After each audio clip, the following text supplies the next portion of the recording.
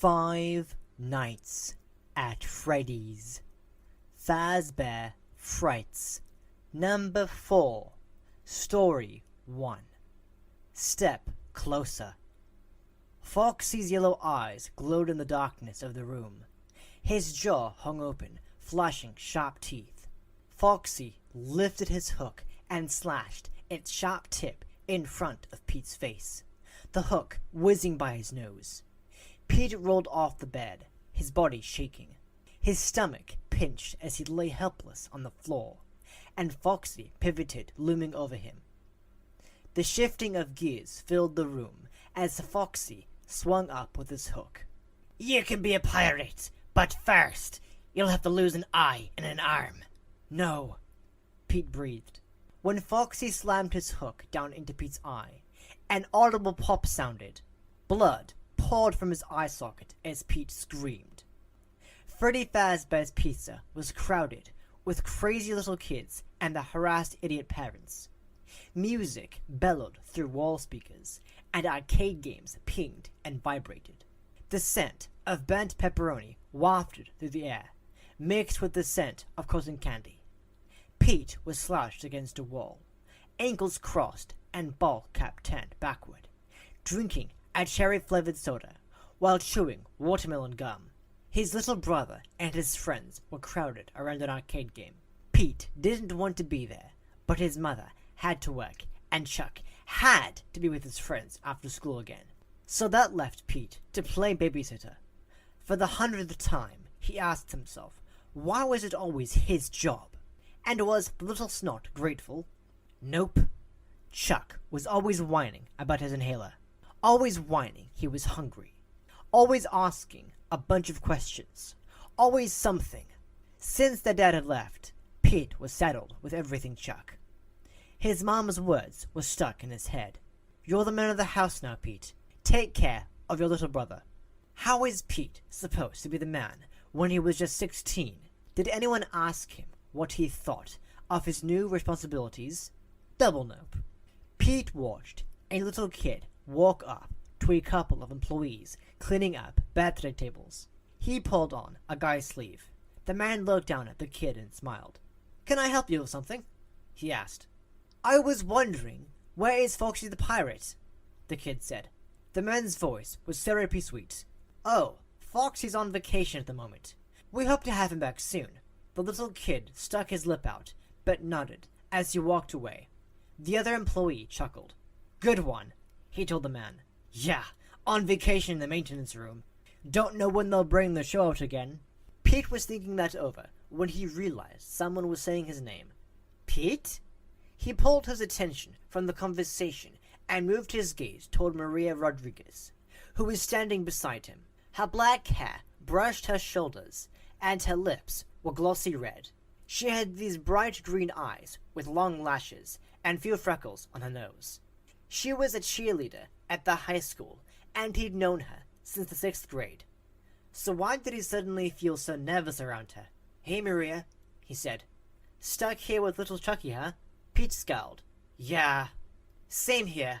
My little sister's birthday."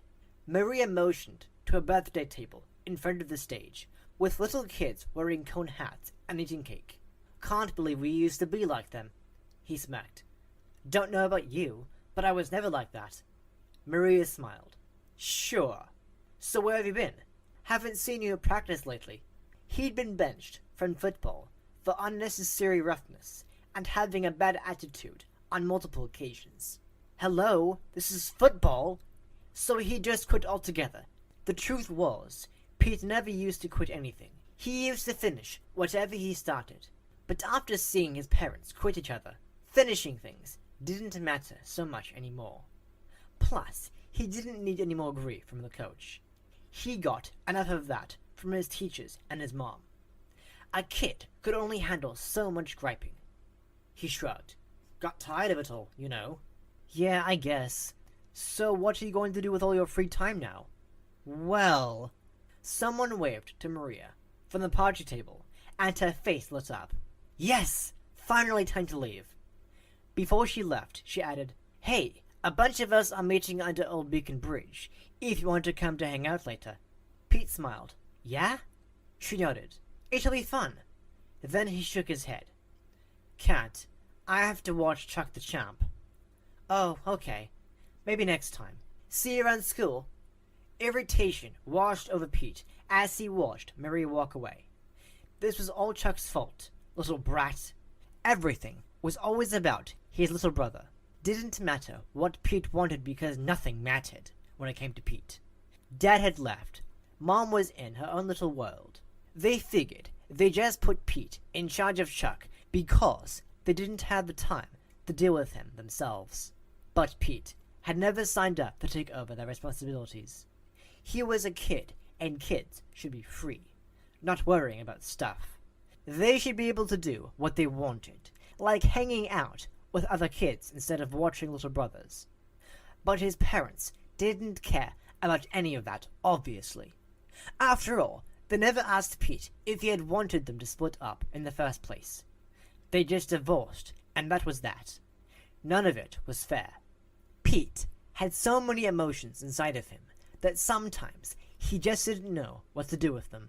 Sometimes he felt like a ticking bomb about to explode, like the tension in his body was just under his skin, begging for release. For a while, football had helped. He'd been a beast on the field, taking players down, throwing people out of the way. By the end of practice, he'd been exhausted and empty. Empty was better. It was good. But since he was off the team, Pete was stuck without an outlet. He hated these feelings. He hated everything sometimes. He watched his brother break off from his friends to head to the bathroom, and his eyes narrowed on the fresh opportunity. Pete tossed his soda at an empty table and walked quickly to his brother's side, latching on to his arm forcefully. Chuck's face screwed up. "Ow, Pete!" "Shut up and walk," he muttered, then blew a bubble till it popped. "Why? Where are we going?" "You'll see." With a quick look over his shoulder, Pete hustled his little brother down a long and darkened corridor. The floor was faded and old, and peeling posters of animatronics lined the walls. The place needed a serious upgrade. Pete had wandered down here before and discovered the large maintenance room. Now that he knew what was taking a vacation inside, he couldn't wait to take Chuck along for a little adventure, considering his brother had always been scared of a certain animatronic. Chuck started to protest. "Where are we going?" "What's the matter? You scared?" "No! I just want to stay with my friends." "We're going to check something out." Chuck hiccuped and licked his dry lips around his braces. He sounded like a toad when he was nervous. "Just leave me alone, or I'm telling Mom." "You're such a little snitch." "No, you're really going in." Pete dragged his surprisingly strong little brother through the entrance of the maintenance room to meet Foxy the Pirate.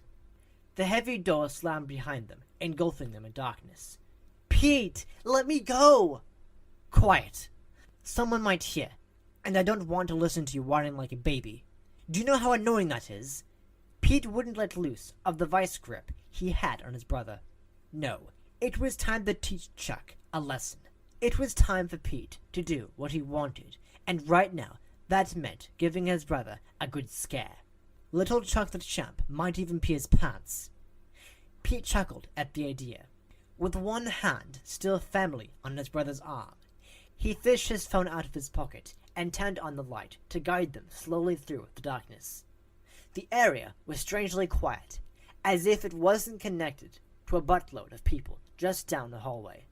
The smell here was stagnant and musty, and the air seemed lifeless, as if no one had set foot in the place recently, which was weird when the rest of the building was full of activity. Hiccup! Pete's foot knocked a bottle across the floor. It hit something and shattered. Pete and Chuck froze, wondering if someone would hear, but no one seemed to be around. Hiccup! Pete scanned the floor with a light, revealing scuffed black and white checkered tiles. Dusty tables and a few broken chairs were scattered around the large room. There were cardboard boxes on the tables, half empty with party hats and plates scattered around them. His light flashed on a big black spider sitting on the edge of one box. "Aw, look at that sucker. It's huge," Pete said. The spider jumped away, and the boys leapt back. "I hate spiders! Let's get out of here!" Chuck whined again. "Not yet. There's so much more to explore. Think of it like one of those adventure games you like to play. We have to find the secret treasure," Pete said, laughing under his breath. More like he had to scare the crap out of his brother a little more. He flashed the light back down to the floor. He stopped on what looked like dark melted candles and strange black markings. "What is that? Are those symbols?" Chuck wanted to know. "Who cares?" Pete continued to wave the light around, and then he saw the small stage with the closed purple curtain, and a grin split his mouth. Pinned to the curtain there was a crooked sign with the words "Out of Service." "Score! Hopefully it still works." "Hiccup! Pete, we shouldn't be here. We could get in trouble, like big trouble. Like trespassing, you know. That's against the law." "That's against the law." Pete mimicked him in a tiny voice. "You're such a nerd, you know that? What are you going to be when you grow up, Chuck? A cop? I'll be sure to buy you a donut on the way home." Pete shined the light next to the stage, revealing a rusted control box on a side table. The cover was broken off the box. "This is going to be so good." He dragged his brother to the foot of the stage. "Enjoy this show, little brother." "Stop it, Pete!" He grabbed Chuck by the shirt and pants, giving him a good wedgie as he launched him onto the little stage. Chuck crashed onto the platform with an ugh, and Pete rushed to the control box. He slammed a palm on a button that said "Start." Again and then again. A low hum sounded, followed by a muffled click and clank. "Aw, come on!" Pete yelled when nothing happened. Finally, the small curtain began to open. "Hiccup! Hiccup! Hiccup!" In a quick motion, Chuck rolled to the side. "Chuck, you wimp!" Pete rushed to the stage, grabbing Chuck by his sneakers to keep him there. In the quick moves only fear can bring on, Chuck managed to evade his brother. He climbed to his feet, jumped off the platform, and ran. That was the fastest Pete had ever seen his brother run. If he hadn't been running from Pete, he might even be impressed. Pete moved to get him back, then came to halt in front of the stage as his shirt caught on something. "Dang," he muttered. He tugged on his shirt, but it was caught on a stupid nail. Choppy music sounded through the air as the curtains opened fully. Pete stood frozen in front of a fractured foxy animatronic that was glaring down at him. The yellow eyes glowed under red brows, and an eye patch flipped up over his right eye. A jaw with sharp, pointy teeth hung loosely as the big fox began to sing a disjointed song about becoming a pirate. One arm had a hook for a hand, and the other hand was stripped of fur, showing its robotic skeleton. Strange sounds of whirring gears screeched and seemed to echo in the quiet of the room. The robot's chest appeared ripped open, exposing more of his mechanical body. Foxy moved slowly, eerily. Even though Pete knew he was a robot, his deteriorated body looked to be half eaten away by who knew what. A shiver skidded down Pete's spine. He swallowed his gum. He couldn't move his gaze away from Foxy's yellow eyes as he sang. Didn't know why. Just a dumb old robot. "You can be a pirate, but first you'll have to lose an eye and an arm. Yar! First you'll have to lose an eye and an arm. Yar! First you'll have to lose an eye and an arm. Yar! First you'll have to lose an eye and an arm. Yar!" The old animatronic was stuck on the same lyric. "First you'll have to lose an eye and an arm. Yar!" Pete blinked as a strange feeling came over him, like an invisible, cold, heavy blanket was covering every inch of his body, then sinking through his skin and into his bones. "First, you'll have to lose an eye and an arm. Yar!"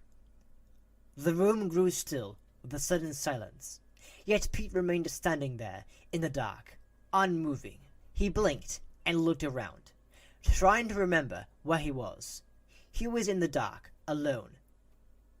His pulse scrambled as he stepped back.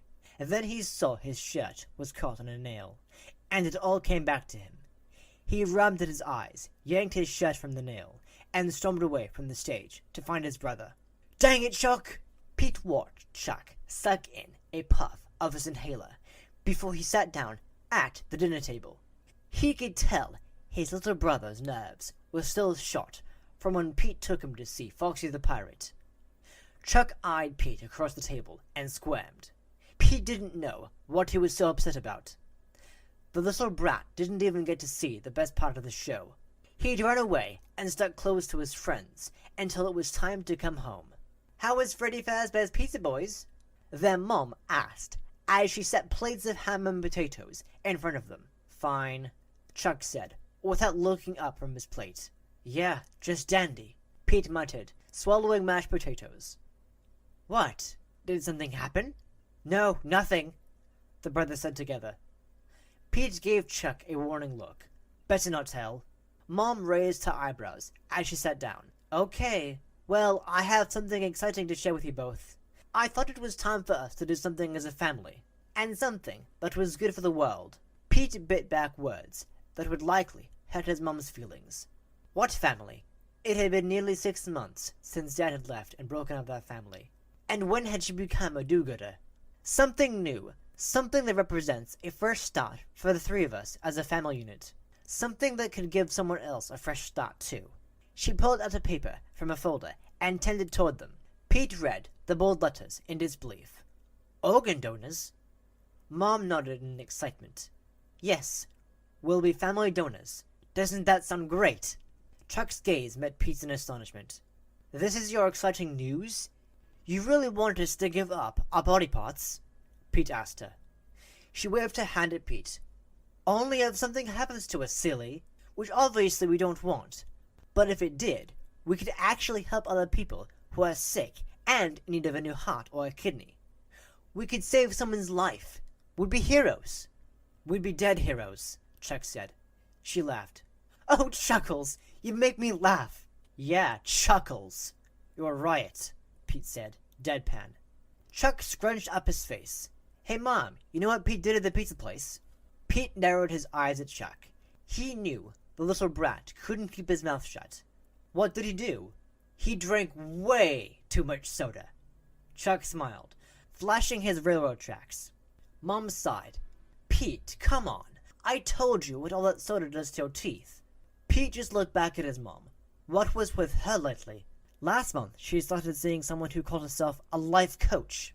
Then his mom had started yoga, chopped her long hair off, and gone on some weird juice cleanse. She'd also gathered a bunch of that stuff and given it away to charity. Now, she wanted to donate that body pass? "Here, read the flyer, Pete," Mom said. "It'll convince you, for sure." Pete grabbed the paper his mom shoved under his nose. The list of organ donations was pretty long. Bones, heart, kidney, liver, pancreas, skin, intestine, eyeballs. Eyeballs? "You can be a pirate, but first you'll have to lose an eye and an arm. Yah!" Pete flashed back to Foxy. He imagined Foxy suddenly walking off the stage and stalking toward him with his big sharp hook, his mechanical feet scraping across the floor. Pete's mashed potatoes did a slow roll in his stomach, and he suddenly felt lightheaded. He blinked the image away. "What a dumb idea, Mom."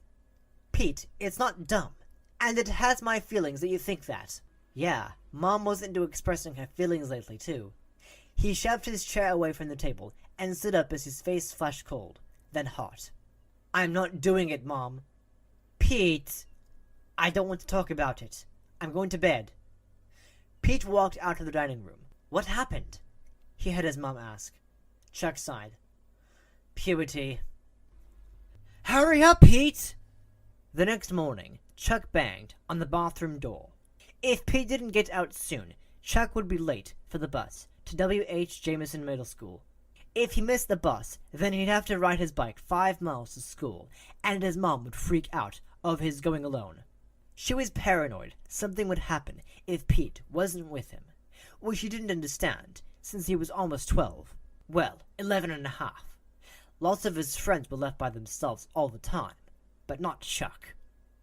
Pete always said it was because Chuck was the baby, and that Mom couldn't stop thinking of him that way. He heard Pete heave into the toilet, and Chuck stepped back and cringed. Pete was sick, he figured. Chuck's lip curled a little. That's what he deserves for trying to scare me yesterday. Then he let that thought go as Pete heaved again, stepping back and leaning against the wall to wait. Chuck knew Dad's leaving had changed everyone. Pete was angry all the time. Mom kept searching for new things to make her happy. As for himself, he just tried to keep busy. He liked to hang out with his friends, he liked to play online video games, and he was pretty interested in puzzles. Yeah, middle school sucked. But going to school was just part of life you had to get through. Every once in a while, he felt challenged by a project. Then he'd complete it and get bored again until something else caught his interest. He got why Pete hated him half the time, because Mom made Pete watch over him so much.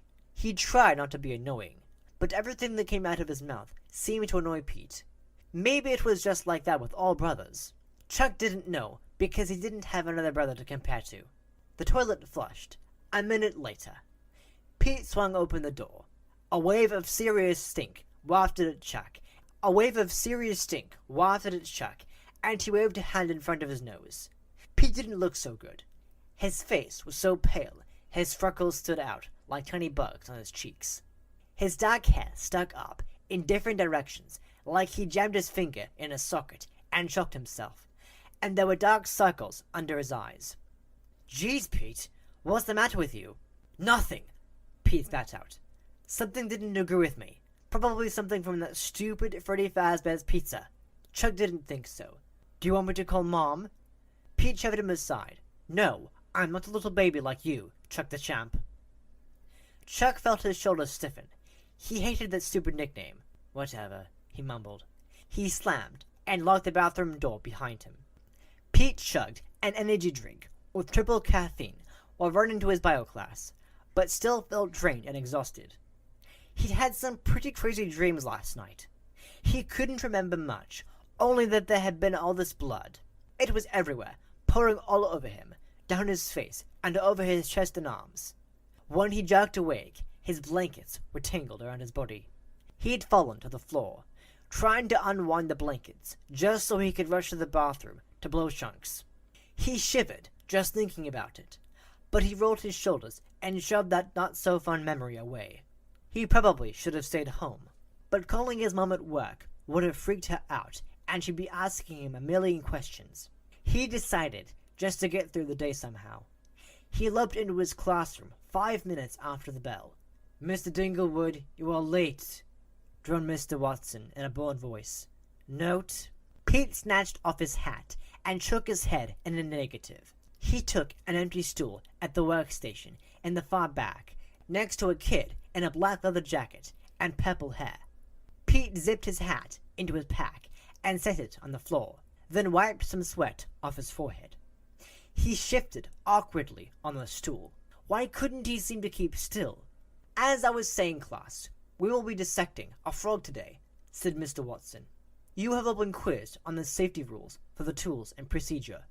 You will work as a team with your partner to fill out the lab sheet. I expect you all to be mature young people. I know that will be hard for some of you, but there is no funny business here or you will fail. You do not want to fail. You have 30 minutes starting now." When they both turned toward the dead frog sprawled out in front of them, Leather Jacket Guy leaned forward. "Dude, what's the matter with you?" Pete shook his head. "Nothing." Leather Jacket Guy gave him a "yeah, right" look and picked up a small scalpel. 10 minutes in, Pete yawned. His mouth was dry, and his hand was starting to shake from the precise cutting. Leather Jacket Guy smirked. "Hey, check this out," he said, and poked the frog in its eye with the scalpel. A weird liquid gushed out. "Sick, right?" Then he shoved the blade into the frog's arm and sliced it off. He picked up the tiny hand and waved it at Pete. Pete shook his head. "I need a break." "Look, I'm sorry. I swear I'll stop messing around." He held out the little frog hand. "Here, let's shake on it." The kid chuckled as Pete pushed off the stool and headed for the classroom water fountain. He took a couple of drinks. Dang, he was thirsty. And he was starving. His stomach decided to growl then, since he'd skipped breakfast trying to make it to school on time. He was heading back to his workstation when Mr. Watson stopped him. "Everything going well, Mr. Dinglewood?" he asked. Mr. Watson was shorter than him, with white hair and a white mustache. Glasses hung on the tip of his red nose, as if somehow he was looking down on Pete, even though that was physically impossible. "Yep, things are fine," Pete blurted. Mr. Watson frowned. "Glad to hear it. Now, please return to your dissection lab. You of all people cannot afford to fail." "That's what I'm doing," Pete muttered, whirling around. It all went downhill from there. Pete took a quick long stride, and his foot landed on his pack strap instead of landing securely on the floor. That was when he slipped, losing his footing, falling backward. He felt his toe connect with Leather Jacket Guy in a brutal way. The kid yelped, and Mr. Watson shouted something in reply. Pete landed on his back, his breath knocked out of him. He blinked, and when he opened his eyes, he spotted the kid's scalpel in the air. The small knife must have flown up on impact. But then, in disbelief, Pete saw the scalpel lose gravity and fell toward his face, the point of the tiny blade coming straight for his eye. Adrenaline spurted through his body. With the quick reflexes that came from years of playing football, Pete swatted the tool away like a deadly insect just as the blade was about to blind him. The scalpel hit the stand of the workstation and fell to the floor. "Holy!" Leather Jacket Guy hissed. "Dear Lord, Peter, are you all right?" said Mr. Watson, hovering over him like a frightened parent. "Don't move. I'll call the nurse. Class, stay seated. Nobody move. Emergency procedure, please. Out of the way." The class ignored Mr. Watson and crowded around Pete as his chest rose up and down with heavy breaths. He didn't think he'd hit his head, but he felt dizzy and kind of out of it, not to mention mortified. Someone whispered, "Way to go, Dingleberry." A couple of kids giggled. "Yeah, what a loser. Now we know why he was knocked off the football team." Pete slowly sat up as his face flushed red. Dang, there was no doubt he should have stayed home. Somehow, Pete managed to get through the rest of the school day. The nurse had checked him out and given him an ice pack and sent him on his way. It was a relief when the final bell rang and he walked quietly around slow-moving kids, through the doors, and down the school's front steps. When he checked his phone, he saw he had a new text from his mother. He rubbed a hand over his eye. What now? Couldn't he get through one day without her asking him to do something? Yeah, he loved his mom, but now that she didn't have his dad to help her, Pete was always on call. She better not to ask him to take Chuck out again. He wouldn't do it. He'd say, "Nope, sorry, I'm sick." He clicked on the text. "Hi, Pete. After school, could you swing by the butcher and pick up my order of pork chops?" He responded flatly, "Fine." She responded, "Thank you." Heart emoji. Pete popped a wad of watermelon gum into his mouth and set off walking to the butcher shop, which was a couple of blocks out of his way. He wanted to get his license, and that was the plan 6 months ago, before the divorce. But now everyone seemed to have forgotten. He finally arrived at Barney's butcher shop during a lull. No cars were parked in front, which was perfect, because he could get the order and get out fast. Pete pushed through the glass door, and no one was even behind the counter. Sales prices were posted on the glass, and some old rock music was playing from the back. He walked to the display case of raw meats, scanning left, then right. "Hello," he called out. "Yo, I got an order to pick up." There wasn't a bell to ring, so he stood around for another minute, waiting for someone to help him. When no one came, he'd about had it. He knocked on the glass counter a couple of times. "Hello!" Finally, he took matters into his own hands, walking behind the tall display case. "Hey, anyone here, what?" On the other side of the case was a long butcher table with watery red liquid on it.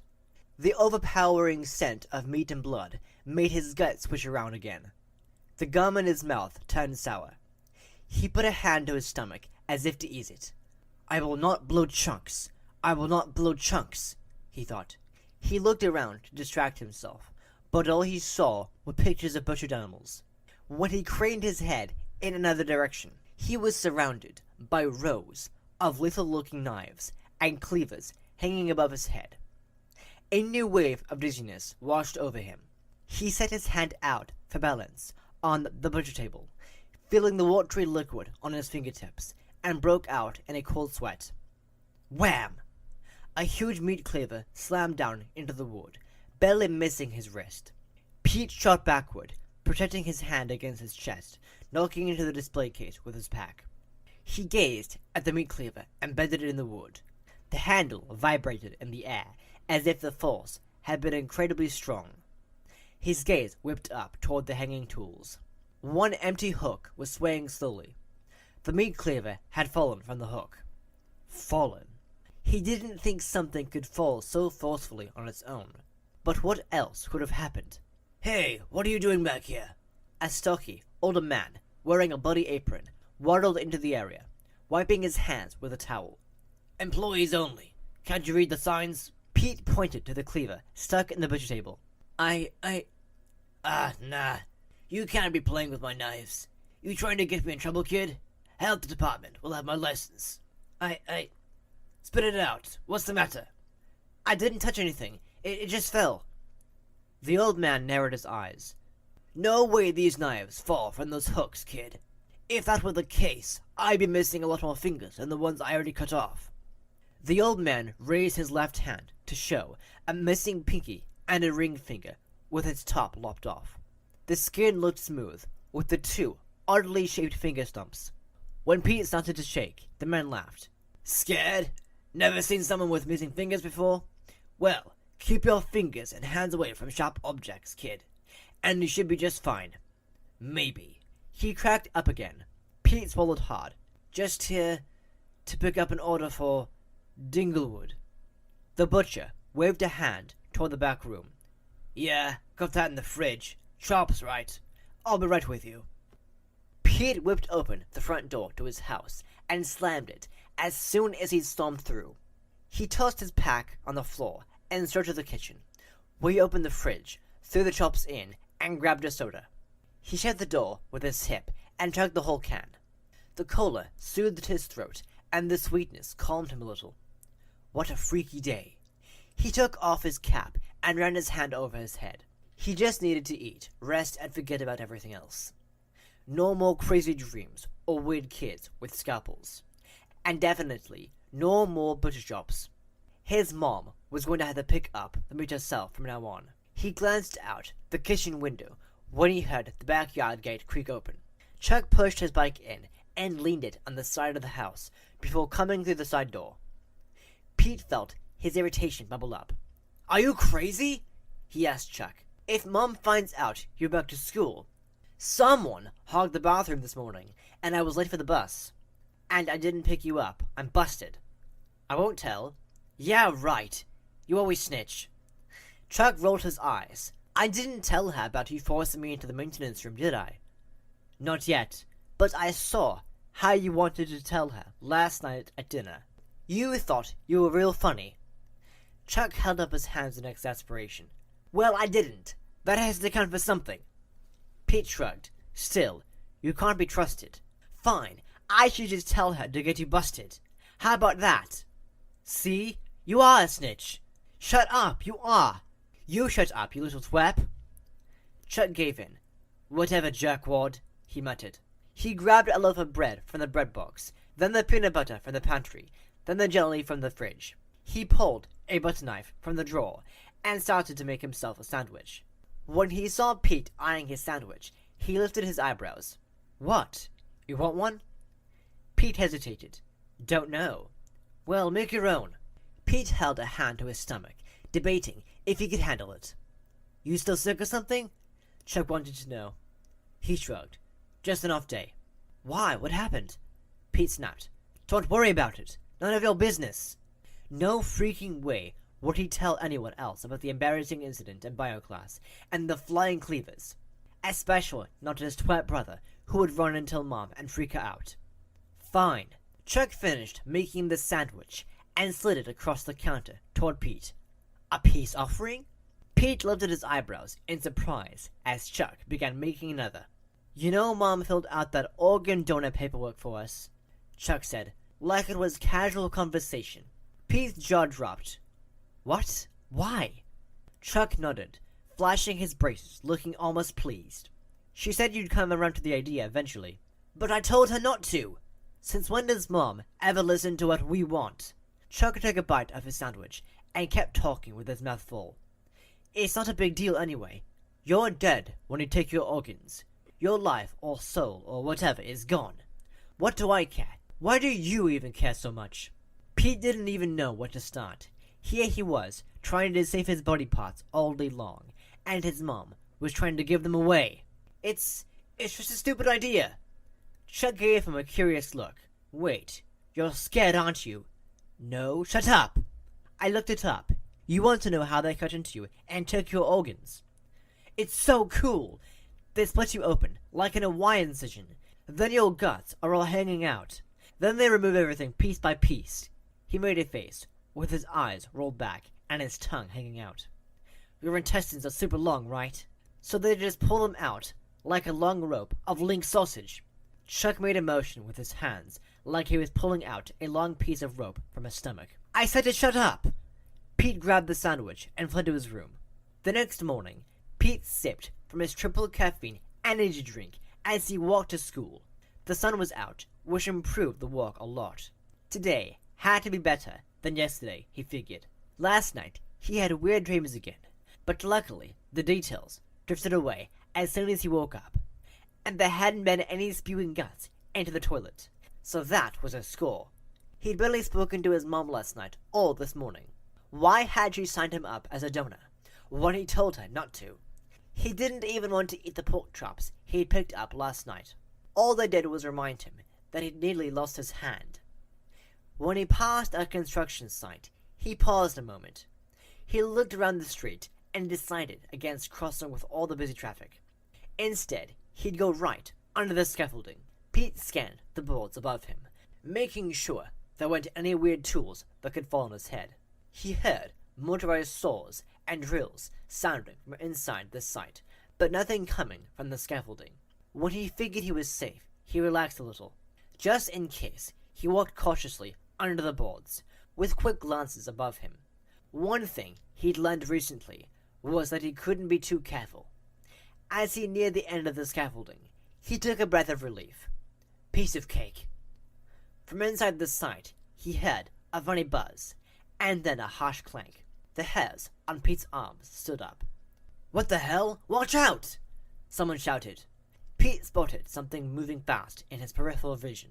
His head turned in time to see a circular buzzsaw blade flying in his direction, reminding him of a flying frisbee with sharp teeth. His jaw went slack. His adrenaline spiked. He dove backward as the round blade flew through the air toward him. He held up his hand in defense, like maybe he could catch it.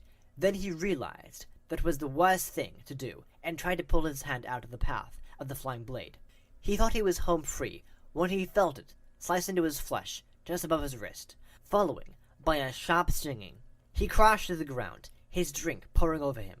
Air gushed out of his lungs. His eyes were wide as he lifted his arm, watching in shock as blood poured down his skin. Oh man, kid! Someone called 911! A construction worker rushed to his side, grabbing onto his helmet as if not sure what to do with his hands. Let me get a clean rag. Just don't move. The worker ran off, and other people started to gather around. Kid, are you okay? A man in his suit stood above Pete and leaned down. He had a phone to his ear. Hello? Yeah, there's been an accident. There's a teenager. He's bleeding. On the arm. At a construction site. On Willington and Salisbury. Hurry, please. Don't worry, kid. Help is on the way. Yes, he is conscious. Dazed, Pete glanced at the open gash on his arm. It wasn't very deep, but he could have died. Pete! Mom yelled as soon as she stepped into the house. Pete! In my room, he called out. He was lying on his bed. After the paramedic bandaged him up at the construction site, he called his mom and walked back home. He didn't even want to wait for a ride. He wanted to get as far away from the construction site as possible. Now his energy was spent. He'd noticed his back was sore, so he'd gone to the bathroom and lifted his shirt in front of the mirror. As if his sliced arm wasn't bad enough, he also had a bunch of fresh scratches on his back from falling on the sidewalk. Yesterday, He'd had a couple of close calls, but this latest accident was more dangerous. This time, there was actual blood. Mom swept into his bedroom in a flurry of nerves. "Oh my gosh! Oh my baby!" Pete sighed. "Mom, I'm okay. It's a small wound. I didn't need stitches. Everything is fine." She grabbed his hand, scanning the bandage on his arm. "How did this happen?" She felt his cheek, ran a hand over his head, and gave him a kiss on his forehead. Pete looked at his arm and answered honestly. "Don't know, really." Her eyes went wild. "What do you mean you don't know? Were you not paying attention? Was the construction worker being negligent? Do we need to call a lawyer? Maybe we should go to the hospital." "No, okay, Mom? Just relax, jeez." While it was kind of nice to have all of her attention for once, her anxiety put him on edge. "No, I am not relaxing. You could have really gotten hurt." She straightened and crossed her arms with a determined look on her face. "That's it. You are not walking to school anymore. You can ride a bus or get a ride.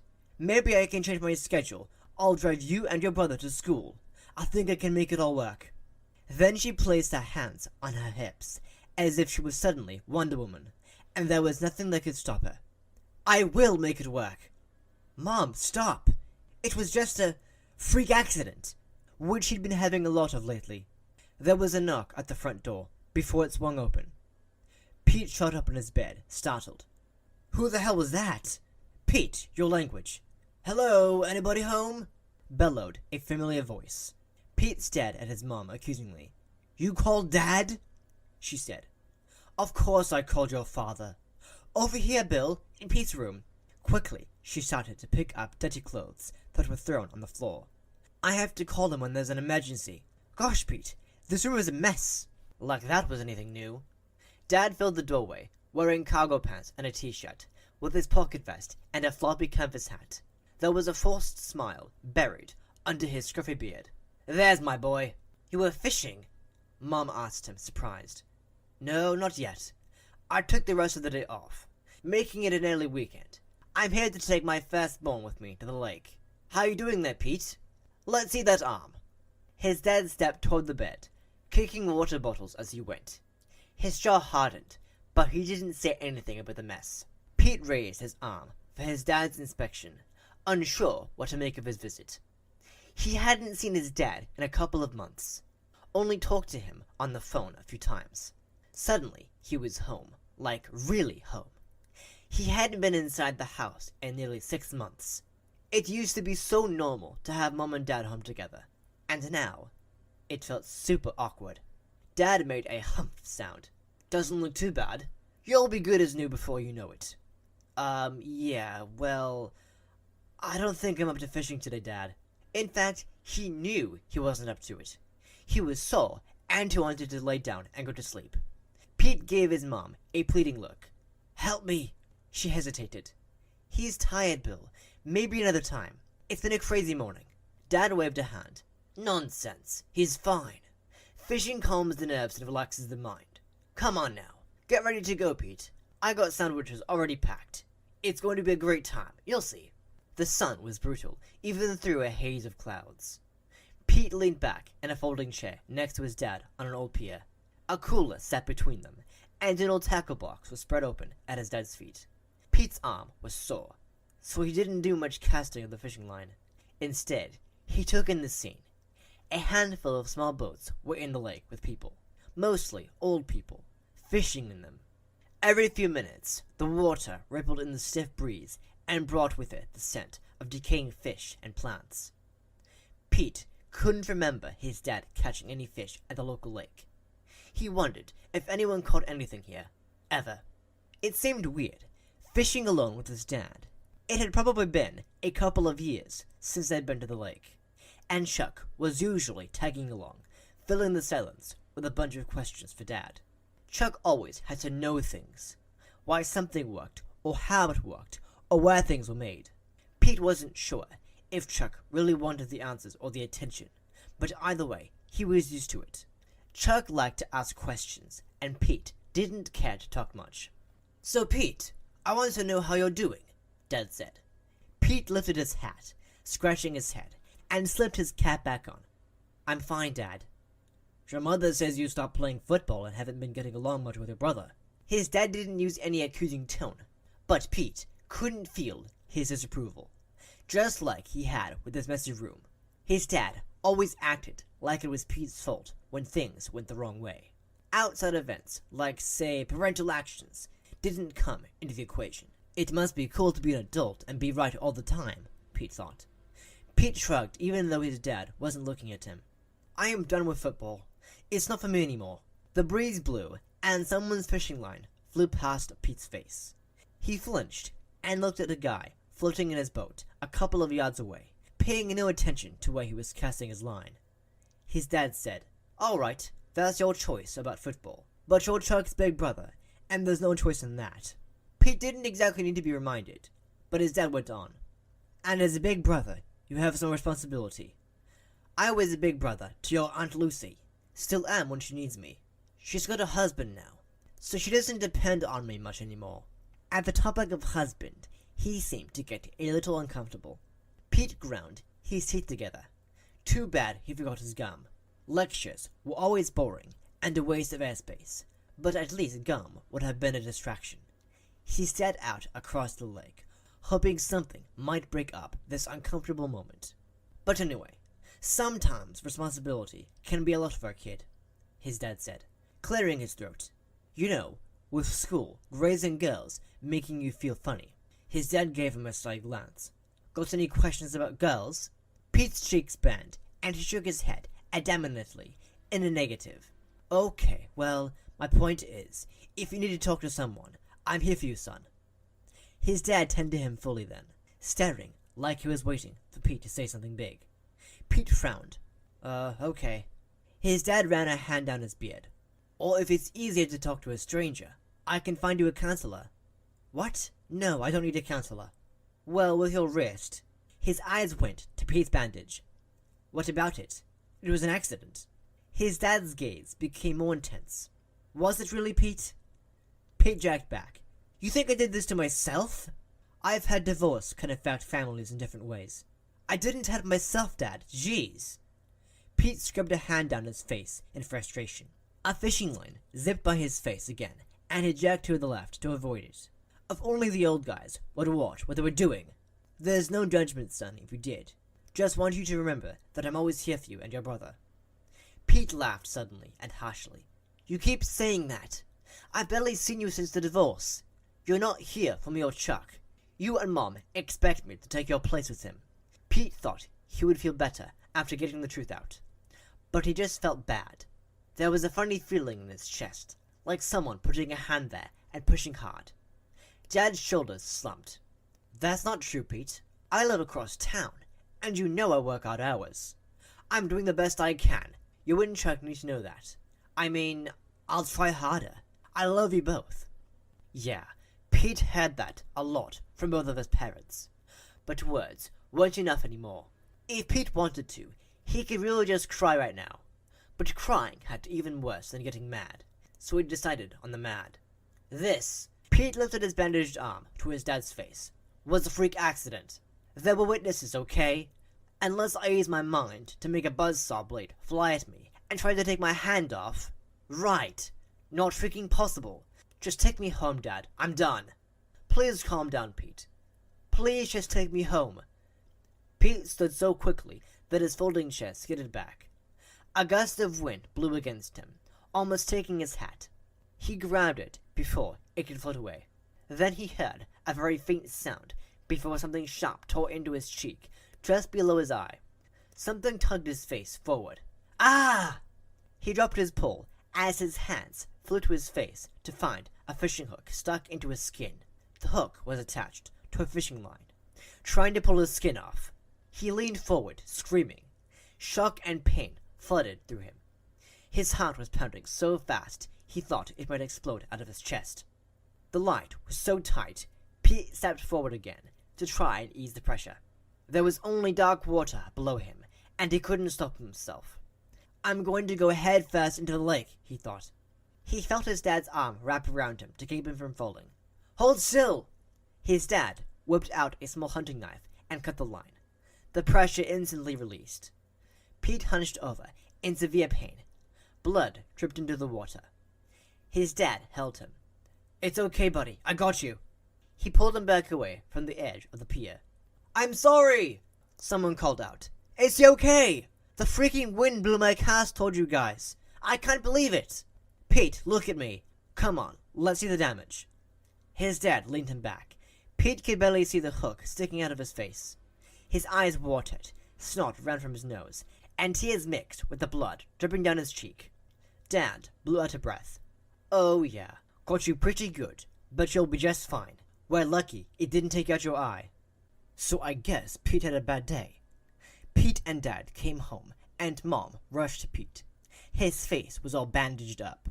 Chuck's eyes widened. Wow, he almost looked like Frankenstein. But he'd have to save that nickname for another day. "How did this happen?" Mom practically shrieked. "Oh, Pete, your poor face." "Hey there, Chuck, my boy." "Hi, Dad," said Chuck, and gave a little wave.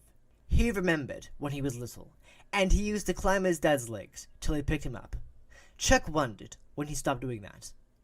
Dad threw his hands in the air. "Now, Audrey, let's stay calm. It was a freak accident. A hook caught him in the cheek. It wasn't too bad, so I was able to patch him up myself." Her eyes widened. "Another freak accident? On the same day? How is that even possible?" Dad ran a hand down his beard.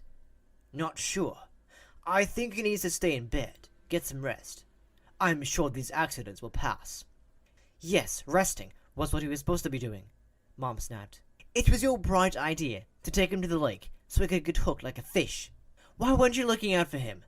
Dad whipped off his canvas hat, revealing his bald head. "Audrey, that's not fair. He was sitting right next to me. It was a windy day, a freak thing." Pete collapsed on the couch. He looked dazed as he watched Mom and Dad go back and forth, talking about him. Chuck wasn't used to seeing his brother look so vulnerable. He was bigger than him, mouthy, and always annoying. Now, sitting on the couch, he seemed small and almost frail. Chuck went and sat next to Pete, staring at his brother's face. "You look like Frankenstein bad, Pete. Does it hurt?" "What do you think?" he muttered. Chuck nodded as if he understood. "Pretty bad day, huh?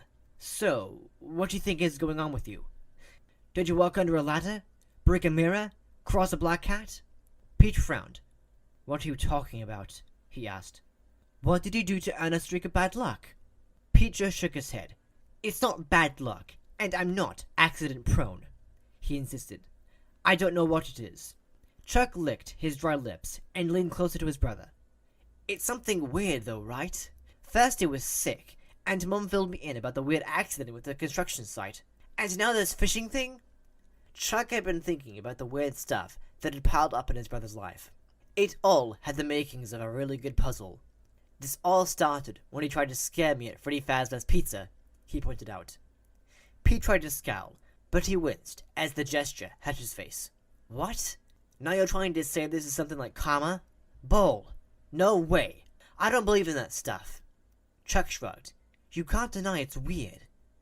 Pete was silent a moment, then said quietly, "It wasn't just those things." Chuck raised his eyebrows, intrigued. "What do you mean?" Pete shook his head. "Can't talk about it now. I'll tell you later." He nodded toward his parents, as if he didn't want them to hear. Chuck went to his room, sat on the floor in front of his TV, and started playing video games. He didn't really think Pete would tell him anything more. But a couple of hours later, Pete walked into his room and sat on his bed.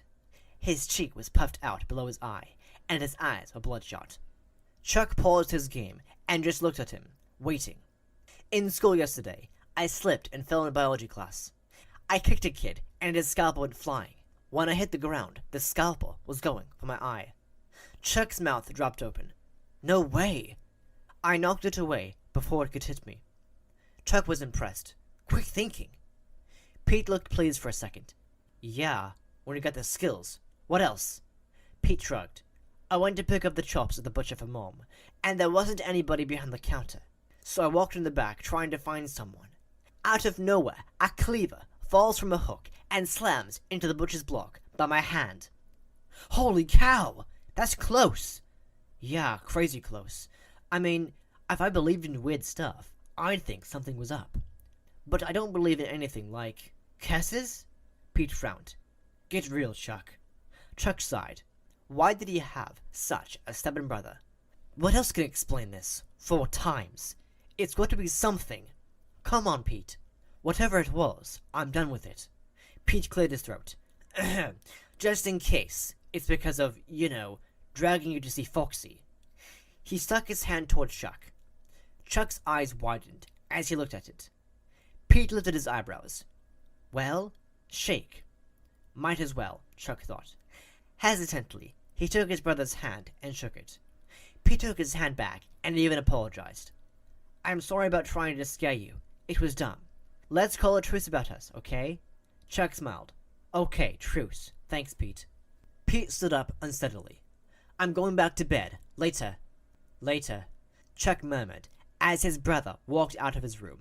Then he started thinking, rummaging through his desk for a notebook to write in. His brother may want to brush off all of his ideas, but there had to be an explanation. There had to be. What game are you playing? Pete asked Chuck from his bedroom door. He'd spent most of his Saturday in bed, and now he felt the need to get up and walk around the house. Lying in his bed gave him too much thinking time. He kept replaying each freak accident over in his head, and it wasn't cool. Just an indie adventure game. Want to check it out? Pete shrugged and sat cross-legged with his brother on the floor. Chuck's room was a lot different than Pete's. First of all, Chuck actually used his hamper instead of dropping his clothes all over the floor. His bed was made. His desk was clear of extra paper.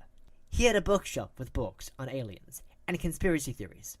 A couple of gamer pictures were pinned neatly on the wall. You see, I'm a mage, and I have to look for all the hidden ingredients to make a potion to stop an evil wizard. He has my village under a spell, and I need to help break the curse with the potion and release the village before it's too late. What happens if you're too late? Then I lose them forever. They remain under the control of the evil wizard. And that is not happening. Pete smirked. You like to be the hero, don't you? It's the only way to win. Want to play with me? Sure. Chuck's eyes lit up as he grabbed the other controller. You can be my apprentice. Why am I the apprentice? Why can't I be the mage and you be the sidekick? Chuck shook his head. You have a lot to learn. Pete turned to their mom, who was leaning in the doorway. She was smiling. Hey, Mom, Pete said. You guys need anything? How about some popcorn? Could use some popcorn, thanks. And a juice box for me, Chuck said. Pete played the game for a couple of hours and then went back to bed. He had to admit, it was nice to get along with his little brother again. After shaking hands and calling a truce, it was almost like it used to be when they were little, when they didn't have a care in the world. Before the resentments, the name-calling, the divorce, he had to admit he missed those days. Before Pete knew it, Sunday night rolled around, and he started getting ready to go back to school. To his relief, the swelling in his face had gone down. He had removed the bandage from his arm, exposing a fresh scab on the wound right above his wrist. It made him think of his dad accusing him of hurting himself. Sure, thoughts of escaping his parents crossed his mind sometimes, but not the way his dad was thinking. Pete had spent most of his day binge-watching TV. He hadn't dared to leave the house, afraid he'd have another freak accident. Not that his mom would have let him leave anyway. She'd kept a close eye on him all weekend, really stepped up for him. Maybe he'd cut her some slack when she started piling on a bunch of stuff for him to do again. If all these freak accidents had been some weird karma thing, he'd apologized to Chuck, hadn't he? So that meant he should be free and clear of whatever it was. But he still had a feeling that lingered in his gut like a sickness.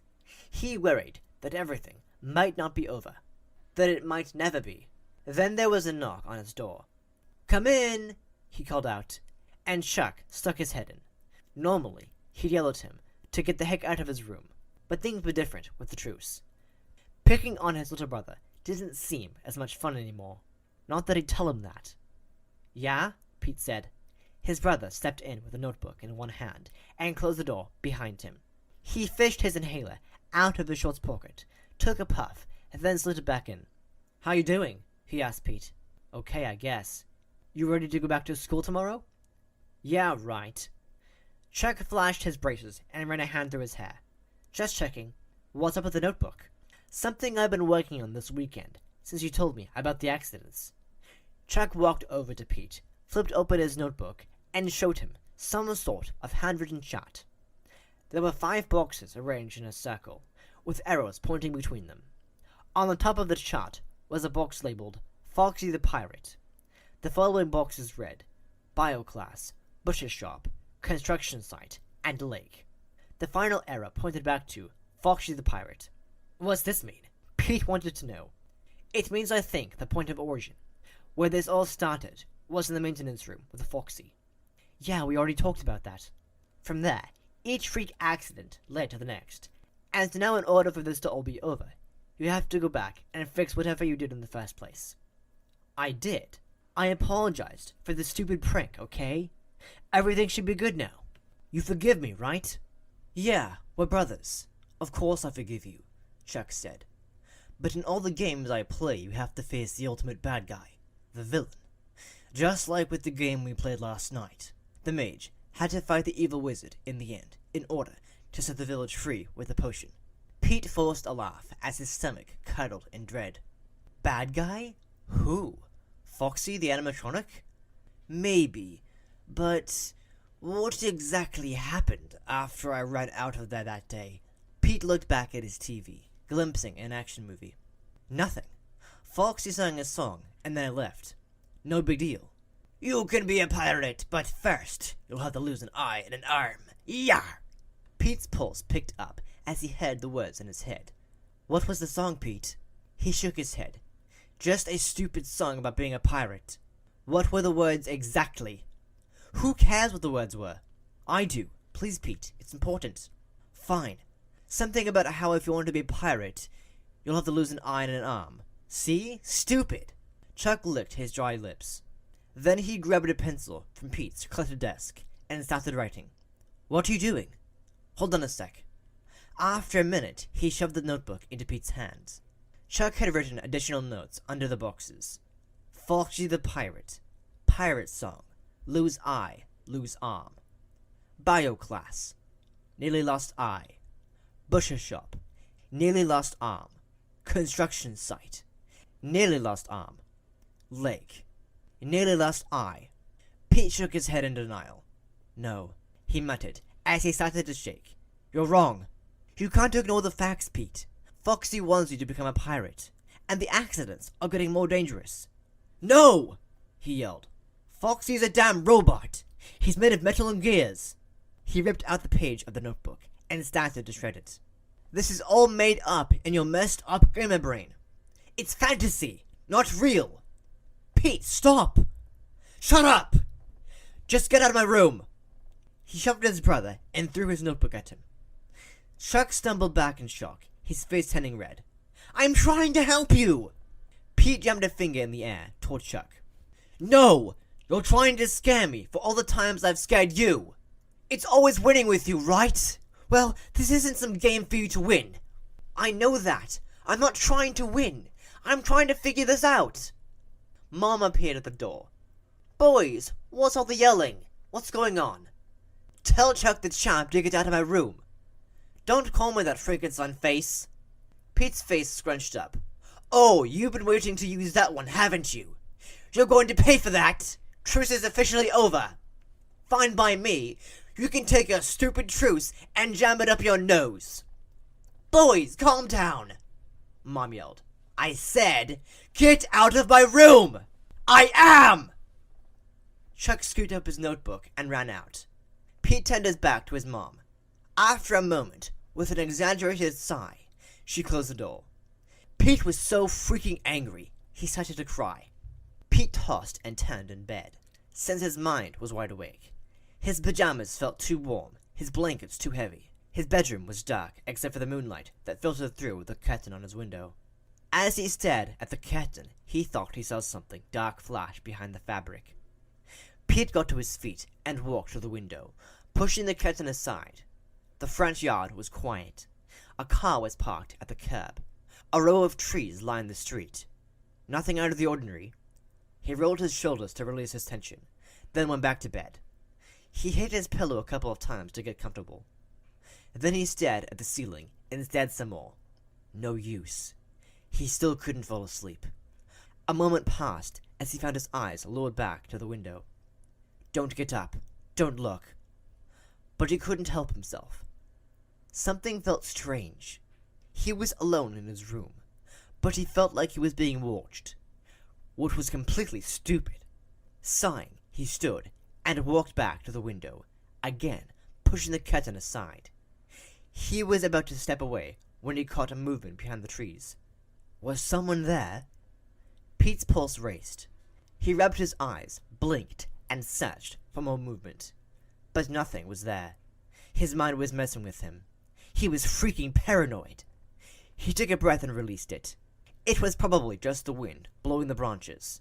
He scrubbed his hands down his face and lay back down in bed.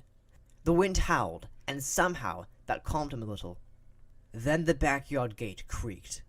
The gate must have come unlatched in the wind, right? Just to be certain, Pete listened carefully. An owl hooted. A door creaked. A second later, he jerked upright, his heart pounding. Was that creaking inside the house? He crept to his bedroom door and slowly opened it. He searched the empty hallway. No one was lurking around. He was starting to really freak himself out. Mom and Chuck were asleep. No one else was in the house. Just go to sleep, he told himself. He stomped to his bed, threw himself down, and squeezed his eyes shut. He thought he heard a footstep. Just go to sleep. The floor creaked outside his door, and a chill crept down his spine. No one else is here. He told himself it was just his imagination, but the air seemed to shift around him. The hairs on his arms stood up, and he couldn't deny his unease anymore. When he opened his eyes, Foxy stood above him. Terror sucked the air from Pete's lungs. He couldn't move, couldn't speak. Foxy's yellow eyes glowed in the darkness of the room. His jaw hung open, flashing sharp teeth. Foxy lifted his hook and slashed the sharp tip in front of Pete's face, the metal whizzing by his nose. Pete shoved himself off the bed, his body shaking, but he couldn't get off the floor. Foxy pivoted, looming over him. The shifting of gears filled the room as Foxy swung up with his hook. You can be a pirate, but first you'll have to lose an eye and an arm. No, Pete breathed. Foxy slammed his hook into Pete's eye, and there was an audible pop. Blood poured from his eye socket as Pete screamed. Foxy's mechanical foot slammed onto his right arm, crushing muscle and grinding against bone. Pete convulsed in agony. He tried to push Foxy off of him. Too heavy, too strong. Pete's heart pounded. Tears and blood ran down his face. Foxy hacked down, his hook tearing into Pete's hand, splintering bone and tearing muscle until it was ripped off completely. Foxy lifted his hook and watched Pete's hand dangle, blood spilling down. Pete screamed. He woke up screaming into his pillow. Since he was finding it hard to breathe, he bolted up, gasping for air. Sweat stuck his shirt to his skin. Sunlight was beaming through his window. He was home, in his bedroom, alone. He spread his hands out, fingers wide, and saw that they were attached. He reached for his eyes, and both were still there. He was alive, and he could see. All body parts were intact. He took a deep breath of relief. Just a nightmare. Why did it have to seem so real? Pete swallowed hard as his stomach turned, and he started to tremble. He felt as if he had a version of the same dream before, but this time he remembered every detail. With the hood pulled over his head, Pete walked into North Hillside High School on Monday morning and gaped at the huge sign hanging in the hallway. Find your treasure on the high seas. Homecoming carnival today at lunch. A pirate head was drawn under the slogan saying, "Aye, matey," while flashing a hook for a hand. Pete nearly turned around and walked home, but he knew how nervous his mom had been when she dropped him off at school. "Everything is going to be okay, Pete," she'd said, like she was trying to convince herself. "Yeah, Mom, everything will be fine," he'd reassured her. "Mom?" "Yes, honey." "You're a good mom." She blinked rapidly and smiled. "Thank you, son. You make me very happy." The truth was, he hoped everything would be fine. He realized that all he wanted was to have everything back to normal, with boring classes and unnecessary tests, and even taking care of his little brother. He was ready for it all to be over, and now he could see that he had an okay life even if his parents weren't together. His parents loved him and Chuck, even though they were often wrapped up in their own worries and obligations. He had a nice and comfortable home, a few friends. He wasn't one of those kids to make the best out of high school, but he'd get through it like everybody else. He walked farther down the hall, taking in the posters on the walls. There were pirate ships, parrots, skulls, and crossbones, and pirate heads everywhere he turned. The student council always went all out for homecoming week. He could feel people gaping at the mess on his face, but he tried not to pay attention as they whispered and pointed. He walked to his locker and spun the combo, taking care to avoid a kid in a pirate's costume and an eye patch. He unloaded some overdue homework from his pack, then pulled out his biology book for his first class. "Dude, what happened to your face?" Duncan Thomas asked him. Duncan was Pete's locker neighbor, a short and stocky dude with a buzzed head. They used to play football together. For his version of school spirit, he had skulls and crossbones painted on both of his cheeks. Pete shrugged as he shut his locker. "Fishing accident. No big deal." "Like how? You get cut with a knife or something?" Pete didn't want to go into the details. "Something like that. Makes you look so gnarly though. Like nobody should mess with you. You know what I mean?" Pete cracked a smile. "Cool. Gonna miss you at the homecoming game this week, dude. You would have looked pretty intimidating on the field, sporting a fresh scar on your face." "Yeah, thanks," Pete said. Duncan smiled and held up his fist. Pete bumped it. He walked away from his locker, feeling a little better. He held his head high as people watched him, ignoring the stupid pirate decorations and costumes. Yeah, he had the "don't mess with me" vibe going on, and he liked it. Pete's morning classes went smoothly. He didn't dare get up from his seat during class, and he stayed far away from any sharp objects. When the lunch bell rang, he felt surprisingly good, as if he really did end his streak of freak accidents. Now he just needed to make amends with his little brother. The worst part was that he had made amends before he'd blown it again by yelling at Chuck and kicking him out of his room.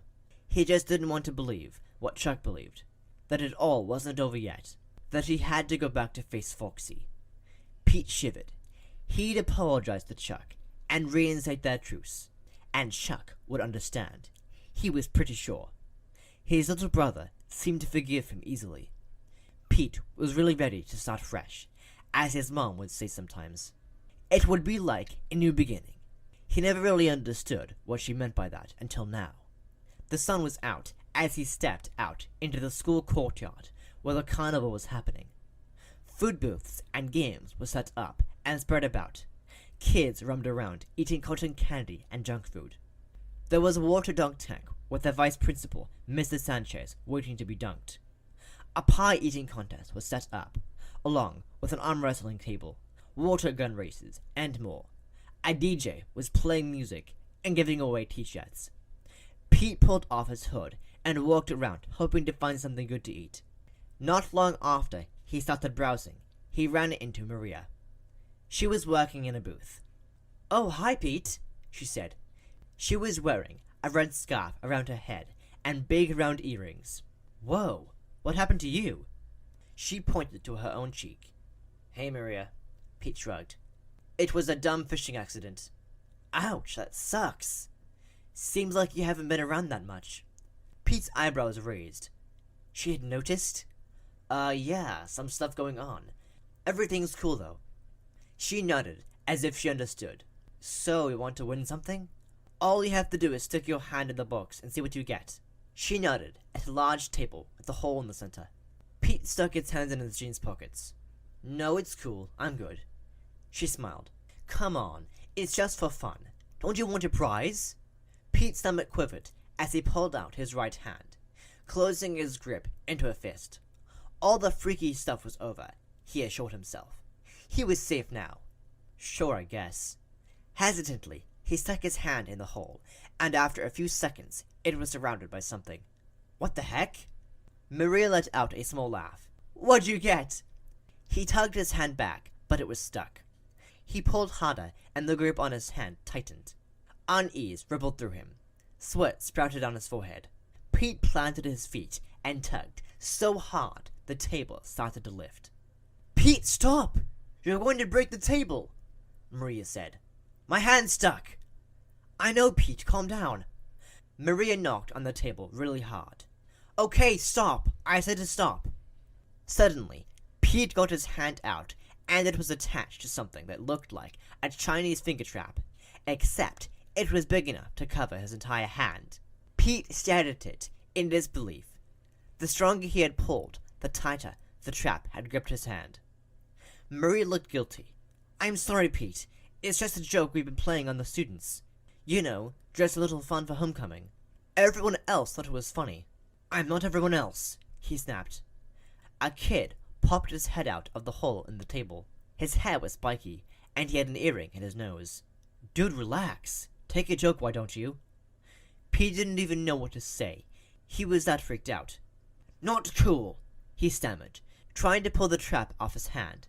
Somehow, it just gripped tighter, squeezing off his circulation. He swallowed hard. It felt like tiny knives poking under his skin. "Get this off me!" "Wait, I'll help you. I know how to do this." Maria rushed out of the booth to Pete and pushed the trap closer to his hand so that it would eventually loosen. "I'm sorry you're so upset." "Yeah, right.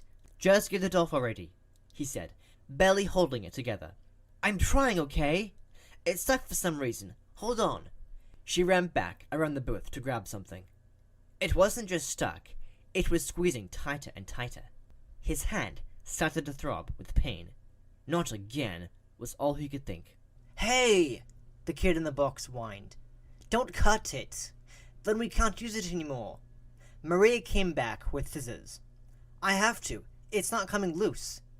She cut from the open end of the trap until she finally freed his hand. By the time she got it off, Pete's skin looked completely purple and felt completely numb. He opened and closed his grip to get the circulation going again. Maria's eyes widened. "Oh my gosh, Pete! I'm so sorry! I can't believe this happened! It's a freak—" "Don't say it," he cut her off. "You just shouldn't have done that. You shouldn't have tried to trick me. I thought we were cool." "We are." When her cheeks reddened and she bowed her head, Pete's throat tightened. "I said sorry, Pete. Look, whatever. No big deal. I gotta go." Then, before she could say anything else, he stormed off, trying to calm his nerves as he rubbed his hand. What a stupid joke. How was that even funny? And there was another freak thing. He swallowed hard as his throat squeezed even more. He couldn't take any more accidents. He just couldn't, or he'd lose his mind. A rush of kids suddenly surrounded him like a herd of cattle, shoving him through the doorway of the mirror maze as they ran inside. "Hey, watch out!" he yelled. He tried to get out of the pack, but there were too many of them. He just pressed against the wall as they finally passed by, laughing and screaming. "Dude, look! There's like 20 of us in the mirrors!" Someone called out as they disappeared. Pete tried to get back out through the entrance, but somehow he found himself lost in the freaking mirror maze. He walked in the opposite direction to get directly to the exit. Instead, though, he came to a dead end, and a pirate appeared in the mirror, with a hat slanted to cover his face, and a lethal hook attached to his arm. When he finally moved the hat, Pete could see that the pirate had the face of a fox. Pete flinched. He looked behind him, thinking the fox pirate would be standing there, but there was only another mirror. His heartbeat picked up speed, and his brain emptied of every thought but one. Have to get out of here. He turned and turned down narrow corridors, fleeing for the exit. Images of the fox pirate and himself were reflected in every mirror. When he ran, the fox ran. Sweat dripped down Pete's face. All he knew was that he couldn't let the fox pirate catch him. He was breathing hard when he finally saw a light at the end of a small mirrored corridor. But before he could get there, the fox pirate jumped in front of him, raising his hook. As if by instinct, Pete reared back and punched the fox pirate in the nose. Then the pirate stumbled back, a hand to his mask, as Pete rushed out. Pete was practically hyperventilating as he stepped back into the carnival. He was unsteady and off balance, as if he'd just come off a carousel. Kids laughed instead as questions circled around and around in his mind. Where did I go? What did I do? He stepped back and collided with someone. He whirled around to see a clown with a pirate hat. The clown waved, but Pete shoved him and ran toward a tent, pushing through the flaps of the heavy canvas. He needed to get out of the carnival, but he was so mixed up he didn't know where he was going. He found himself rushing into a booth with several balloons pinned to a wall. A dart came at him and scraped his cheek. He hit the next one away with his hand. Someone yelled, "Hey, there's a kid in there!" Pete himself sprang forward to tell them to stop, but it was too late. That was when the last dart hit home, sticking into the skin beside his inner eye. He yelped in pain. Kids gasped. Someone screamed. Pete reached up slowly and pulled the dart out. A trickle of blood dribbled down his face. He threw the dart down and sprinted out the other end of the tent, panicking. He ran into another tent. Exotic birds were caged inside, tweeting and squawking. A parrot shrieked, "Loose an eye! Loose an arm!" Pete halted and whirled toward the bird. His body was shaking. "What did you say?" "Squawk! Squawk!" The bird was bright green, with a black beak. It flapped its wings at Pete. "Squawk!" Pete grabbed the cage and shook it. Feathers scattered. All the birds in the tent started to go crazy. "What did you say, you stupid bird?" "Foxy, are you in there?" No, it didn't make any sense for Foxy to be inside the bird, but Pete didn't care. Since when did any of this make sense at all? Whatever was happening to him was still happening to him, and he'd had enough. "You're not going to win, you hear me? You are not going to win!" "Hey kid, take it easy!" Someone grabbed Pete's shoulder and turned him around. "What's the matter with you?" Pete pulled away from the man, a teacher at the school. Mr. Burke or something like that. "Nothing's the matter." Pete wiped the sweat from his forehead and blood from his cheek. Nothing. Nothing. Except for a chain of freak accidents that involved losing an eye or an arm. Nothing except for a robotic fox that wanted him to become a pirate, or dead. Whichever came first. Chuck had to be right. He had to go back to face Foxy to finish this, once and for all. Mr. Burke reached out a hand. "You don't look so good. You're bleeding from your eye. Let's go to the nurse to get you checked out." Pete pulled away. "No, I'm fine," he insisted. "All right, take it easy. What happened to your cheek?" "Too much has happened to me." Pete shook his head. "Too much." How could he begin to explain? "I just want to help," Mr. Burke said. "What's her name?" "No, you can't help me. No one can. He's after me, and he's never going to stop. I believe him now. I thought I could fix it all by apologizing." Pete laughed bitterly. "Yeah, funny, huh? Like sorry. Ever fixes anything. But I had to try, right? Who was after you, kid? What's his name? We can sit down with the principal. Get this all sorted out. You just have to calm down. Take a deep breath." "You don't understand. There's no sitting down or talking. He's a freaking robot." Mr. Burke's eyes widened. "A robot? Help me to understand. Let's just sit down a moment. You can talk to me, okay? Sometimes we think things are worse than they really are. But once we stop and look at the whole picture, it's not that bad at all. Believe me, kid. Happens all the time. No, it's bad. Really bad. But I know what I have to do now. It will all be over soon. I have to go back to the point of origin, where it all began. I have to face the villain." Before the teacher could stop him, Pete slipped away. He booked it down the school hallway, drenched in sweat. A hall monitor yelled for him, but Pete ignored what he was saying. Had to get out. Had to end this. When he shoved open the doors, looking back over his shoulder, the hall monitor was talking into his radio. Pete missed a step and fell, stumbling down the school's front steps. His knees and palms were scraped, and his body felt bruised, but he pushed himself to his feet to keep running. As he raced across the school's lawn, he dug out his phone and clicked on Chuck's number. It went straight to voicemail because Chuck was still in class. "Chuck!" Pete heaved into the phone, short of breath. "You were right. It's been Foxy all along. I have to go back to face him. Freaky stuff is still happening, but no way is Foxy going to win, Chuck. No freaking way! I'm sorry I didn't believe you.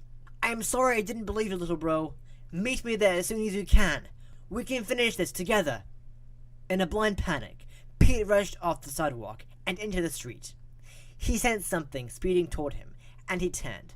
That's when a truck smashed into him with extreme force. His body went flying, his limbs twisting, and one moment felt like forever. Then he crashed, his body slamming the hard ground. He felt a crack, then a shatter. The force scalded his skin against the road as he rolled and rolled, leaving a path of blood behind him. Pain was everywhere. Then everything went dark. "Chuck, you were right. It's been Foxy all along. I have to go back to face him. Freaky stuff is still happening, but no way is Foxy going to win, Chuck. No freaking way. I am sorry I didn't believe you, little bro. Meet me there as soon as you can. We can finish this together." Chuck clicked off his phone, looked over his shoulder, and nimbly hopped his middle school's fence. Then he ran. He had to get to Freddy Fazbear's Pizza. He had to help Pete. He pumped his arms hard and fast to get out of sight of the school. When he felt safely out of view, he pulled out his inhaler, took 2 puffs, and walked till he caught his breath. He still had a few miles to go. He wished he had his bike, but he didn't. And he wouldn't let Pete down. He wouldn't let him face Foxy alone. He started to run again, but that didn't last long. He wasn't much of an athlete. Chuck could run, but it was usually short distances. He always did poorly, and the times mild, in gym class. He glanced around and stiffed up when he saw a police car. Oh no!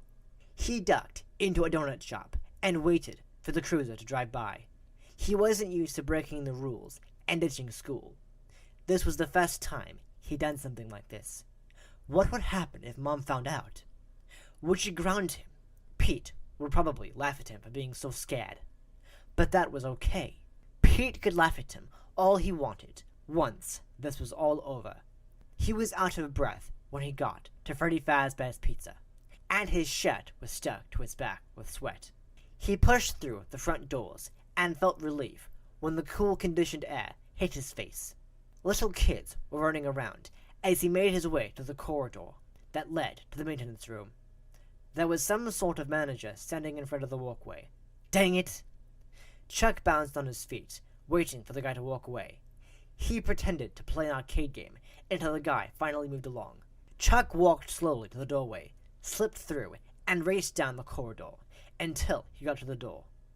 It swung open to reveal absolute darkness. Chuck swallowed hard as he stepped inside, and the door slammed behind him. Fear nearly swallowed him whole, but he grabbed his phone from his pocket to turn on a light. Hiccup! He smacked a hand to his mouth to try and stop the dumb hiccups. He flashed the phone light to the left and to the right. No freaky ghosts, no robots. He took out his inhaler and took a quick puff as he continued to look around. Still, the same dusty tables with old supply boxes and broken chairs, like the first time they had visited. For some reason, that felt like weeks ago. "Pete," he whispered, "where are you?" Hic! When there was no answer, he wondered if Pete was trying to scare him again. Then, he pushed that thought away. Pete had sounded really upset on the voicemail. He'd been physically hurt, and he finally believed Chuck's theory that it all began with Foxy. They were finally agreeing on something. Now Pete was treating him like a real brother instead of a problem he had to deal with every day. "Pete, are you here?" When he was answered with silence, Chuck dialed his brother's number. It rang and rang, finally going to voicemail. "Pete, where are you?" "I'm here with Foxy, waiting for you. Call me, or just hurry up and get here. You know this place gives me the creeps." Chuck ended the call and stepped forward, aiming the phone light at the small stage. A chill ran through him, and he shivered. Instinct told him to move far, far away from the stage. To get out. He couldn't, though. This wasn't about his fears. This was about his brother. Swallowing hard, he walked over to the control box. He would find out what happened to Pete that day. He really needed to know if Foxy was somehow haunting his brother. His hand was hovering over the start button when his phone rang, and he jumped in the air. Hiccup, hiccup, hiccup. He quickly answered. Pete? No, son, it's Dad. Where are you? I went to school to get you, but you weren't there. Chuck was suddenly scared he would get in trouble for ditching. His throat tightened. I'm sorry, Dad. Hiccup. Pete needed me. I had to leave. Hiccup. I won't ever do it again. I promise. Pete? What do you mean? Did you talk to him? Not exactly. He left me a message to meet him, but he's not here yet. I don't know where he is. He won't answer his phone. Hiccup. Oh, son. His voice broke. What? What is it, Dad? A wave of dread washed over him. Why were you picking me up at school? Hiccup. Chuck, there's been an accident. Dad picked up Chuck at Freddy Fazbear's Pizza and drove faster than normal to Pete's high school. He didn't ask any questions about why Chuck was supposed to meet Pete there. He said Mom had gone straight to the school when she got the call that Pete had been hit by a truck. Let's keep the ditching school from your mom for the moment, Dad said. She doesn't need any more on her plate right now. Chuck felt the guilt like a punch in the gut. Okay, Dad, you have to understand it was for Pete. I would never do it otherwise. I know, son. Don't worry too much about it. Brothers look out for each other. Chuck nodded. As they drove closer to the high school, Chuck spotted flashing lights. Police cars were blocking the street, and barricades were holding kids far away from the sidewalk. Chuck swallowed hard. Pete's gonna be okay, right, Dad? Dad pulled to the side of the road, a block away from the emergency vehicles, and shut off the engine. He's going to be fine. His voice sounded funny, like his throat was tight. His eyes looked scared and uncertain, as if he didn't believe his own words. Chuck rushed out of the car with his dad. They headed toward the flashing lights. A police car held up his arms. Sorry, can't let you through. That's my son. I need to see him. My wife is here. Name? Dinglewood. My son's name is Pete Dinglewood. He's the one who was hit. The policeman nodded and let them in. They passed more emergency workers than Chuck could count, and a truck that was pulled to the side with a huge dent in the front of the bumper. Chuck gasped and hoped that dent didn't come from hitting Pete. There was a man sitting on the curb talking to a police officer. He had his hat in his hands and he was crying. Chuck glanced toward the middle of the street and froze when he saw Pete's shoe lying there. It was a plain white sneaker, making the blood splattered on it horribly noticeable. All he could think was that Pete needed his shoe. Little black numbers on plastic folding cards were scattered around the road, like for an investigation. Chuck swallowed hard and followed his dad until they finally spotted his mom standing by a gurney. Her back was to them, and her shoulders were shaking. There's Mom, Chuck said, even though he was pretty sure Dad had already seen her. Dad rushed to her side and put his arm around her. Chuck held back, afraid to see Pete on that gurney. He pulled out his inhaler and took a puff before he got any closer. Behind the barricades, there were some other high school students. Some faces were in shock, some kids were crying, and some kids were in pirate costumes. Pete probably loved that. The thought made Chuck's lips twitch, but he couldn't bring himself to smile. Chuck, Dad said, reaching out a hand. Come here, son. He was crying. He'd never seen his dad cry before. Chuck didn't want to move, didn't want to walk to the gurney. If he could have, he would have gone in the opposite direction. But he was forced a step forward, and then another. He felt dazed and in slow motion, as if he was walking through heavy syrup. When he finally reached his dad and mom, he moved between them for support. Pete was laying on the gurney. His eyes were closed, and he looked incredibly pale. The scratches from the fishing accident stood out like angry red lines on his face, and he had fresh scrapes etched into his forehead. Chuck waited for his eyes to open, waited for him to move, blink, anything. He's gone, Chuck, Dad said through tears. His words made Mom cry even harder. A man in a white uniform shirt walked over to them. "I'm sorry for your loss. We can meet you at the hospital when you're ready." Dad said, "Yes, thank you." The man was wearing blue gloves. He grabbed at the large zipper at Pete's chest and pulled it up, sealing Pete into a large canvas bag. Just like that, Pete was gone. Pete felt frozen, like he couldn't move any part of his body. Strangely, he didn't feel cold or hot or any pain. He was surrounded by darkness. There were distant voices, sounds of movement. "Hello? Where am I?" he wondered. Weirdly, he couldn't move his lips. What the heck? It seemed like a long time passed. Finally, he heard something like a zipping sound. Then, a bright light appeared around him. There was a man above him wearing clear goggles, a blue cloth cap, and a face mask covering his nose and mouth. Was he a doctor? "Hey dude, you gotta help me. I feel weird."